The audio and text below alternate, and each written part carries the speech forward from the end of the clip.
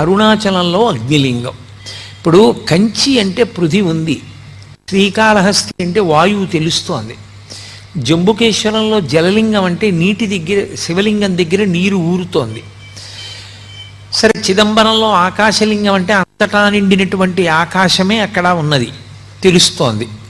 కానీ అరుణాచలంలో అగ్నిలింగం అంటే అక్కడ అగ్ని ఏది?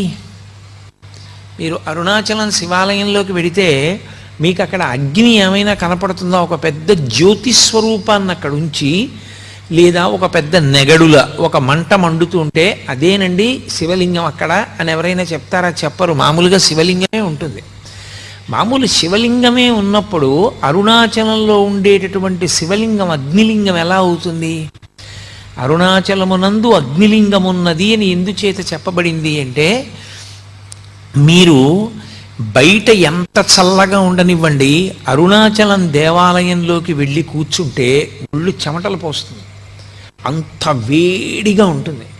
ఆ వేడి నిజంగా అగ్నిహోత్ర స్వరూపంతో ఉంటే మనం తట్టుకోలేమని ఆ వేడి రూపంలో ప్రకాశిస్తూ ఉంటాడు ఆయన. కాదు కాదు, అసలు యథార్థం ఏమంటే అది జ్ఞానాగ్ని. ఆ జ్ఞానాగ్ని ఎవరికి కలుగుతుందో వాళ్ళ కర్మలు దగ్ధమవుతాయి. జ్ఞానాగ్ని దగ్ధ కర్మాణం అంటాడు భగవద్గీతలో గీతాచార్యుడు.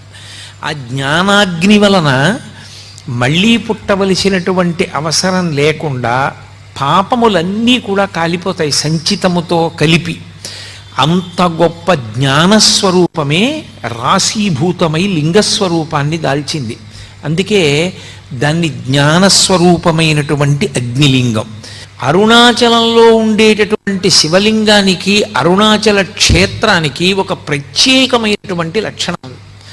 ఏమిటి ఆ లక్షణం అంటే, పరమేశ్వరుణ్ణి ఒకానొకప్పుడు ప్రార్థన చేశారు, అయ్యా ఇన్ని జన్మలు